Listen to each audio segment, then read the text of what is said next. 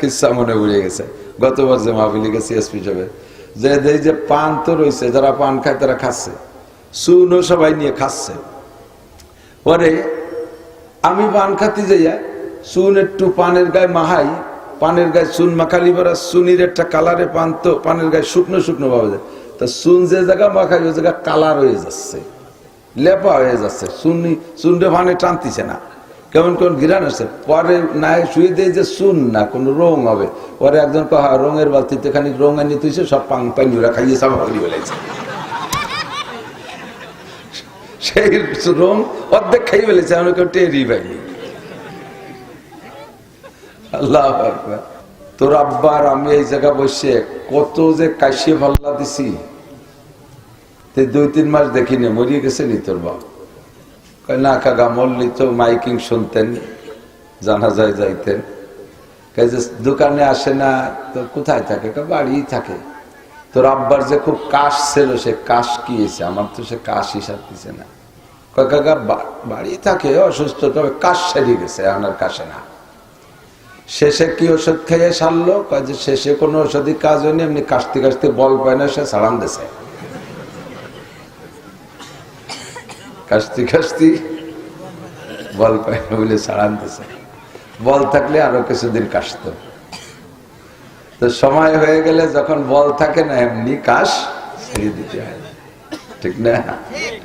সিংহের মতো শক্তি সাহস সব হয়ে গেছে গত, কোনো মতে আজ বেঁচে আসি ভাই খাকশিয়ালের মতো। শেখ সাদি রহমতুল্লাহ আলাইহের কবিতা। এক বুড়ি বসি রং ঘষি ঘষি কালো করছিল কেশ, কহিলাম গো বুড়িমা তোমার বুদ্ধি তো আছে বেশ। এক বুড়ি এরকম কুজো হয়ে বসিয়ে গেছে, রাস্তার পাশে একটা সাবলা ঘর, তার মধ্যে থাকে। তো বুড়ি আয়না ধরে দেখে যে চুল দাড়ি পাইয়ে, না বুড়ির তো দাড়ি নেই, চুল পাইয়ে সাদা ফকা ফক সাদা, চামড়া চুমড়ো ঝুলিয়ে গেছে, কুজো হয়ে থাকে সবসময় এরকম শীত হয়ে শুলি ওই কুজো অবস্থায়, শীত টান টান হয় না কোনো সময়। এই বুড়ির মাথার পাকা চুল নিজের পর খুব খারাপ লাগতেছে, এইরকম পাকা পাকলো। তো সে সময় তো আর এই কালের এই মেহেদি ফেহেদি নাই, তো এই চুলরে কালো বানায় একটু ইয়াং হবে, এই জন্য আড়ির ফাঁসাচ্ছে কালি খানিক কাশিয়ে নিয়ে কলার পাতার উল্টো বসে সরষের তেল দিয়ে ফেটিয়ে আয়না ধরে মাখাইয়ে বেশ কালা বানাচ্ছে।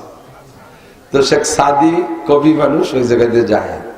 তো সাদি ওনাকে দেখে বলতেছে, এক বুড়ি বসি রং ঘষি ঘষি কালো করছিল কেশ, কহিলাম গো বুড়িমা তোমার বুদ্ধি তো আছে বেশ। ভালোই তো বুদ্ধিমান। পাকা চুল কালো হইবে হয়তো কালো রং মাখাইলে, কুজো পেট তব হবে না কো সোজা হাজারো মালিশ দিলে। ইয়াং হতে খালি কি চুলি কালি মাহালি হয় নাকি? মাজা সোজা হতে হবে না? তুমি যে কুজো হয়ে গেছো, চুল কটে না কালি দিয়ে কালা বানাবো না, মাজা সোজা মানে কোন মলম দিয়ে? তো বুড়ি শেখ সাদিরে জবাব দেয়, সিংহের মতো শক্তি সাহস সব হয়ে গেছে গত, কোনো মতে আজ বেঁচে আসি ভাই খাকশিয়ালের মতো। ও সাদি তুমি আজকে দেখে আমারে ধিক্কার দাও, লজ্জা দাও, ব্যঙ্গ করো, ঠাট্টা করো, আমি কোন মহিলা তা তোমার জানা নাই। আমি যখন আমার স্বামীর ঘরে প্রথম এসেছি, আমার স্বামীর অনেকগুলো ছাগল এই পাহাড়ের পাদদেশে চড়াইতো, ঘাস খাইতো। স্বামী অন্য কাজে চলে যাইতেন, আমাকে বলে যাইতেন তুমি ছাগলগুলো চোখে চোখে রাখবা, পাহাড় থেকে মাঝে মাঝে বাঘ আইসা ছাগলের পর আক্রমণ করে ছাগল কেড়ে নিয়ে যায়, তুমি একটু দেখে রাখবা। আমি সেই মহিলা, যখন আমি নবযৌবনে আমি এই স্বামীর ঘরে এসেছি, আমার শক্তি সাহস আর শারীরিক অবস্থা এমন ছিল, আমার এই ছাগলের পালের থেকে একদিন একটা বাঘে আইসা ছাগল নিয়ে গেল, আমি পিছে পিছে কি আর কি দুনিয়া ভরে আল্লাহু আকবার, আমার এই পালের থেকে ছাগল নিয়ে গেছে, আমি বাঘের পিছনে পিছনে দৌড়াই যাইয়া ওই বাঘরে ধরে হাতের মধ্যে তারে গলা চিপে মাইরে আমি তার মুখের থেকে ছাগল কেড়ে আনছিলাম। বাঘের মুখের থেকে ছাগল কাটতে পারে সিংহ ছাড়া আর কেউ না, কথা কন। আমি সেই মহিলা আজকে কোনো মতে খাকশিয়ালের মতো বসে আছি, তাই তুমি আমারে ধিক্কার দাও। আশাবাস সগীরা ওয়া আফনাল কাবীর কাররুল গদাতে ওয়া মাররুল আসি। ছোটবেলা থেকে বড় হইলাম, শিশু থেকে যৌবনে আসলাম, যৌবন থেকে এখন বার্ধক্যে চলে যাচ্ছি। দিনের পরিবর্তে রাতের পরিবর্তে রাত আসে, দিন যায়, দিন আসে রাত যায়। এমন করতে করতে সব মানুষ একদিন বুড়ো হয়ে যাবে যদি হায়াত পায়। আমিও তেমনই বুড়ো হয়ে গেছি। আমার যুবক তোমরা যারা আছো সব লক্ষ্য করবা, কোনো কথা বেখেয়ালে যেন ছুটে না যায়। তুমি একদিন বুড়ো হয়ে যাবা, তুমি একদিন বুড়ো হয়ে যাবা। এখন তুমি বুড়ো হওয়ার অপেক্ষায় আছো। এই বয়সে যদি ইবাদত বন্দেগী করে বুজুর্গ হয়ে যায়, তাহলে যৌবনকালের যে আনন্দ এ করব কবে? কাজে এখন একটু করে নেই, বুড়ো হয়ে গেলি খুব ইবাদত করব, মসজিদের কোনায় পড়ে থাকবো, মসজিদে বেরোবো না, এমন সিদ্ধান্ত নিয়েছে। এইটা তোমার ভুল সিদ্ধান্ত। বুড়োকালে তুমি বুড়ো হয়ে দেখো কতটা সম্ভব। বুড়োকালে এক ওয়াক্তের নামাজ, 3 প্রকারের নামাজ পড়তে 3 বার ওযু বানানো লাগে। এক ওযুতে 3 বার, এক ওয়াক্তের 3 প্রকারের নামাজ পড়ি সারা যায় না। বাড়িতে ওযু বানায় যে কোনো মতে ফরজ 4 রাকাত, সুন্নত 4 রাকাত পড়ছে জোহরের, এর মধ্যে তল পেট চিপে ধরে বাড়াইছে দিয়েছে। কে সে কাকা না ফরজ পড়বে না, আর সে ওযু ছুটি গেছে, কি বাইরে যাই ওযু বানাই আবার ফরজ 4 রাকাত পড়ে চুমু দিয়ে বাড়াইছে, তাই গেল না। কে সে কাজে পেশাব আইছে, আবার বাইরে যে পেশাব করে আইসে ওযু বানায়, আর শেষের 2 রাকাত পড়া লাগে। কতক্ষণ আইসে ওই দিয়ে কিছুই নাই। এইরকম ঘটনা ঘটিয়ে যাচ্ছে অহরহ। আর এখন যে বয়স আছো, সকাল 9টায় গোসল করবাই, গোসলের ওযু দিয়ে সারা দিন পরে ঈশার নামাজ পড়িয়ে শুইতে পারো, এমন সুন্দর বডি। তবে আল্লাহ বাসালি, ফেসবুক আর ইউটিউব যেভাবে দেখতেছো তার তোমাকে কপালে হবে না। বুড়ো আর আগেই ডায়াবেটিস সব সেদ্রায় পড়তেছে। হ্যাঁ, 5 মাইল যাতে 6 বার পেশাব করা লাগে রাস্তায়। সব দিন শেষ করে বেলাইছো ফেসবুক আর ইউটিউব। আল্লাহ সবাইকে সুস্থ রাখুক, বাঁচায় রাখুক, বলেন আমিন। আপনাদের আনিস সাহেব আমাদের গোপালগঞ্জের ওসি ছিলেন। উনি থাকাকালে কয়েকবারই দাওয়াত দেশে যাইতে সুযোগ পাইনি। অত্যন্ত মহব্বত, আন্তরিকভাবে ভালোবাসা, ওলামায়ে কেরামের খেদমতে সবসময় নিয়োজিত থাকতেন। খুব ভালো অফিসার ছিলেন। কোনো বদনাম নিয়ে গোপালগঞ্জ থেকে যায়নি আল্লাহর রহমতে। একজন অফিসার এক এলাকায় চাকরি করলে সেখান থেকে সুনামের সাথে যাইতে পারা, এটা তার বিশাল একটা অর্জন। কতক্ষণ না? আপনাদের নিজেদের ভিতরে কেমন সম্পর্ক আছে আমি জানি না, তবে আশা করি ভালো আছে। উনি গত বছর দাওয়াত দিয়েছিলেন আপনাদের এই মাহফিলের জন্য। পরবর্তীতে আবার আপনাদেরই আলফাডাঙ্গার ওই পাশে বাড়ি, আমাদের গোপালগঞ্জের এডিশনাল এসপি ছিলেন। উনি আনিস সাহেবকে বলেন যে আনিস সাহেব, হুজুর এবার আমাকে দেন, আপনি আগামীবার নিয়েন। পরে উনি নিয়ে গেলেন। গতবার ওনার মাহফিল করছি, এবার এখানে আসছি। স্যারের মাহফিলে যাইয়া এক কিচ্ছা মনে উড়ে গেছে। গতবার যে মাহফিলে গেছি এসপি সাহেব, যে পান তো রয়েছে, যারা পান খায় তারা খাচ্ছে, চুনও সবাই নিয়ে খাচ্ছে। পরে আমি পান খাতে যাইয়া চুন একটু পানের গায়ে মাহাই, পানের গায়ে চুন মাখালি পরা, চুনির একটা কালারে পান, তো পানের গায়ে শুকনো শুকনো পাওয়া যায়। তা চুন যে জায়গা মাখাই ওই জায়গা কালার হয়ে যাচ্ছে, লেপা হয়ে যাচ্ছে, চুনটা পানে টানতিছে না, কেমন কেমন ঘিরান আসছে। পরে না শুয়ে দিয়ে যে চুন না কোন রং হবে। পরে একজন কহা রঙের বালতিতে খানিক রং এনে তুইছে, সব পানি খাইয়ে সাফা করে বেলাইছে। সেই রং অর্ধেক খাই ফেলেছে, আমি কেউ টেরই পাইনি। আল্লাহ আকবার। সেই গতবারে মাহফিল আল্লাহ এবার নিয়ে আসছে। বসে আছেন, আমি আলফাডাঙ্গার থেকেই বক্তা হয়েছি, শুরু করছি। সেই সময় বাইসাইকেলে আসতাম, ভ্যানে আসতাম। লাস্টে যে মুক্তবাইয়ের একটা মোটরসাইকেল কিনলাম 30,000 টাকা দিয়ে, তা মাস 2 চালাইয়ে আচার ফাচার খেয়ে বেশি বেলাই দিছি। পরে আর আশাই কম হয়ে গেছে, দূরে দূরে ডাক হয়ে গেছে। এখন সারা দেশে দৌড়দৌড়ি করি। কালকে আসছি চট্টগ্রাম থেকে, তার আগের দিন টেকনাফ, কক্সবাজার, ওই দূর সাইডে আসছি। তো আল্লাহ পাক রব্বুল আলামিন সুস্থভাবে আসার তৌফিক দিয়েছে, যেন আমি শুকর আদায় করি। ওয়াজের সার সংক্ষেপ যা শুনেছেন সেই কথাগুলো নিয়ে আমি শেষ ফিনিশিং একটা আলোচনা করার ইচ্ছা করেছি। আল্লাহ পাক রব্বুল আলামিন যেন তৌফিক দান করে। সবাই বলেন আমিন। সবাই শুনতে শুনতে লক্ষ্য করতেছেন তো ইনশাআল্লাহ? হ্যাঁ, খেয়াল আছে তো?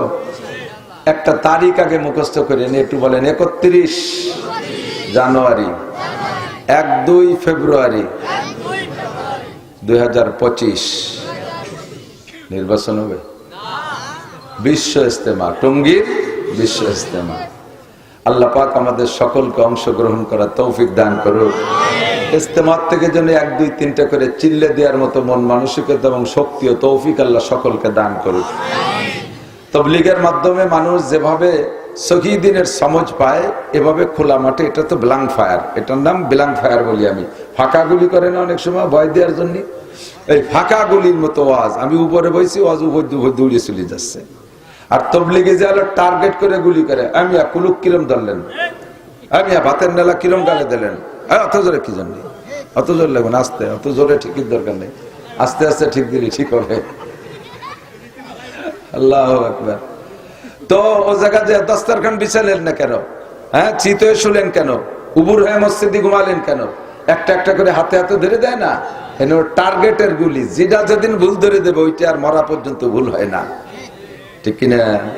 এই জন্য দাওয়াত ও তাবলীগের দাওয়াত আজীবন দিয়েছি, এখনো দেই, জীবন ভরে দেবো ইনশাআল্লাহ। আল্লাহ তাআলা আমাদের সকলকে তৌফিক দান করে, বলেন আমিন।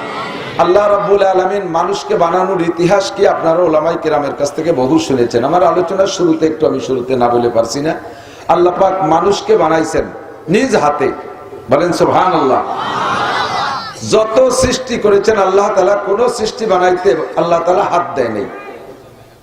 এত বড় আসমান আল্লাহ হাত দিয়ে বানায় নাই, এত বড় বিশাল জমিন, ওয়াইদাল কি বলা হয়, আফালা ইয়ানজুরুনা ইলাল ইবিলি কাইফা খুলিকাত, উট কেমন বানাইছি দেখো নাই? এই উটটারে এত ঢঙ্গা বেঢঙ্গা করে বানাইতে আমি হাত ব্যবহার করি নাই।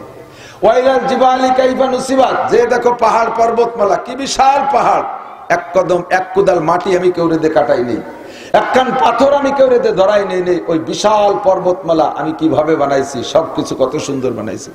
ওয়াইলাল আরদে কাইফা সুতিহাত, এই বিশাল জমিনটা আমি কিভাবে বিছাইলাম। আফালা ইয়ানজুরুন, তোমরা কি দেখো না? আসমানটা বানাইলাম, জমিনটা বানাইলাম, পাহাড় বানাইলাম, পর্বত বানাইলাম, সূর্য বানাইলাম, চন্দ্র বানাইলাম, ফেরেশতা বানাইলাম, জিনও বানাইলাম, অসংখ্য সৃষ্টি করেছি, একটাও বানাইতে আমার হাত ব্যবহার করা লাগে নাই। তো কাকে দিয়ে বানাইছো? কোন ইঞ্জিনিয়ার বানাইছে, কোন রাজমিস্ত্রি বানাইছে? কয় না, একটা মেশিন ব্যবহার করছে, সেটা হলো কোন মেশিন। কি মেশিন? কোন মেশিন। এই যে কাঠের দোকানে, ফার্নিচারের দোকানে কোন মেশিন আছে না, ওই একটা কোন মেশিন আছে আল্লাহর কাছে, তাই দিয়ে বানাইছে, তাই নাকি? ওয়াইদা আরাদা শাইআন আইয়াকুলা লাহু কুন ফায়াকুন, আমি যা কিছু বানানোর ইচ্ছা করি শুধু কুন বলি, কাপ নুন পেশ কুন, ছোট্ট দুইটা অক্ষর, কাপ নুন পেশ কুন, বললেই তা হয়ে যায়, বললেই সব হয়ে গেছে। কুন সামান, আসমান হওয়া হয়ে গেছে। কোন আরদিন, সাতটা জমিন হওয়া হয়ে গেল। কোন শামসান, সূর্য হওয়া হয়ে গেল।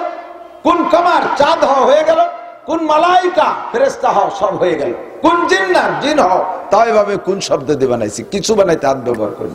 5টা জিনিস বানাইছি আমি হাত দিয়ে। কয়টা? 1 নম্বরে আমার আরশ বানাইছি আমি হাত দিয়া। আরশের উপরে আমি বসি, আমার কুরসি এবং আরশটা বানাইছি আমি হাত দিয়া। ভালো ভালো রুচিশীল কাঠমিস্ত্রিরা মানুষের বিভিন্ন ফার্নিচার বানায় দেয়। দীর্ঘদিন ফার্নিচারের কাজ করার পরে মনের মধ্যে একটা শখ জাগে, কত বড় বড় লোকরা দামি দামি কাঠ দিয়ে কত সুন্দর চেয়ার বানাই দিলাম। আমার সারা জীবনের মেধা খাটাইয়া যত রং বেরঙের চেয়ার বানাইছি, সমস্ত চেয়ারের থেকে অংশ অংশ মডেল বের কইরা, তার থেকে কিছু কিছু রং আর ডং বের করে আইনা একত্রিত করে সবচেয়ে সুন্দর একটা চেয়ার আমি বানাবো, যেই চেয়ারে আমি নিজে বসবো। এমন করে সুন্দর একটা চেয়ার সে মন মতো বানায়।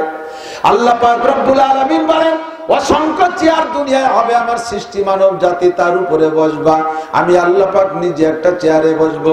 আমার একটা সিংহাসন আর আমার একটা আসন আমি বানাইবো, একটা মঞ্চ বানাইবো। এইটা আমি আমার মন মতো পছন্দ মতো বানাবো।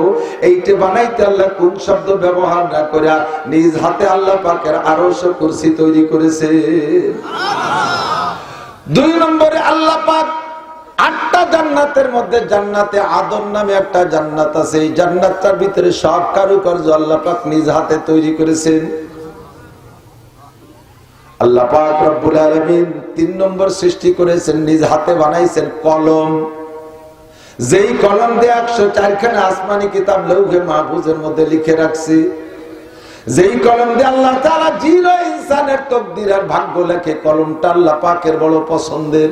যার কারণে আল্লাহ পাক কোরআন শরীফের ভিতরে একটা বিষয় কসম খেতে গিয়ে সেই কলমের কসমকে বলে সূরা কলম। 29 নম্বর পারা 2য় সূরা, নুন ওয়াল কলামি ওয়া মা ইয়াসতুরুন। কলমটা বড় উল্লেখযোগ্য, কলমটা আল্লাহর কাছে বড় প্রিয়। এই কলমটা আল্লাহ নিজ হাতে বানাইছেন। 4 নম্বরে মুসা আলাইহিস সালামের তাওরাত কান আল্লাহ পাক নিজ হাতে ওই কলম দিয়ে লিখেছেন। 1000 পারা 10 লক্ষ আয়াত বিশিষ্ট কিতাব পাহাড় পাথরের গায়ে আল্লাহ তাআলা নিজ হাতে কলম দিয়ে লিখেছেন। 5 নম্বরে সমস্ত মানুষের মাথা গলার উপরে টুক আল্লাহ পাক নিজ হাত দিয়ে তৈরি করেন। জোরে কর সুবহানাল্লাহ। আদমকে বানানোর সময় আল্লাহ ফেরেশতাদেরকে নিয়ে মত বিনিময় সভা করেছেন। ফেরেশতারা আংশিক মৌনভাবে অসমর্থন করেছেন। ওনারা বলতে চাইছেন, আল্লাহ তোমার যদি তাসবিহ তাহলিল ইবাদত বন্দেগীতে আরো চাহিদা থাকে, আমরা ফেরেশতারা তো ইবাদত বন্দেগী করি, তাতে যদি তুমি তৃপ্তি না পাও তাহলে হুকুম করো, নাহনু নুসাব্বিহু বিহামদিকা ওয়া নুকদ্দিসু লাক, আরো বেশি বেশি তাসবিহ তাহলিল আর তোমার পবিত্রতা বর্ণনা করব। আল্লাহ রাব্বুল আলামিন, তুমি কি আতাজআলু ফিহা মান ইউফসিদু ফিহা ওয়া ইয়াসফিকুদ দিমা, আল্লাহ যখন প্রস্তাব রেখেছেন ইন্নী জাইলুন ফিল আরদি খলিফা, আমি আমার খলিফা প্রতিনিধি দুনিয়ায় বানাইতে চাই। ফেরেশতারা পূর্বে তাদের জিনদেরকে নিয়ে অভিজ্ঞতার আলোকে, তারা ভবিষ্যৎবাণী বলে নাই, জিনদেরকে নিয়ে পরিচালনা করেছে লক্ষ লক্ষ বছর। সেই অভিজ্ঞতার আলোকে আল্লাহর পাক রব্বুল আলামিনকে বললেন, আল্লাহ তুমি কি পরবর্তীতে আবার এমন জাতি বানাইতে চাও যেই জাতি আধা হাত জায়গা নিয়ে 1 বিঘে 4 আঙ্গুল জায়গা নিয়ে ভাইতে ভাইতে খুনোখুনি করবে, স্বামী স্ত্রীতে মারামারি করবে, ছেলেতে মেয়েকে মেয়েতে ছেলেকে এমন করে মারবে, দুনিয়ার দ্বন্দ্ব কলহ লাগাবে, তারা ক্ষমতা নিয়ে গ্যাঞ্জাম ফাসাদ করে লক্ষ লক্ষ মানুষ তারা খুনোখুনি করবে, এমন একটা জাতিকে আবার তুমি বানাইতে চাও? আল্লাহ পাক বলেন, ইন্নী আ'লামু মা লা তা'লামুন, আমি যা জানি তা তোমরা জানো না।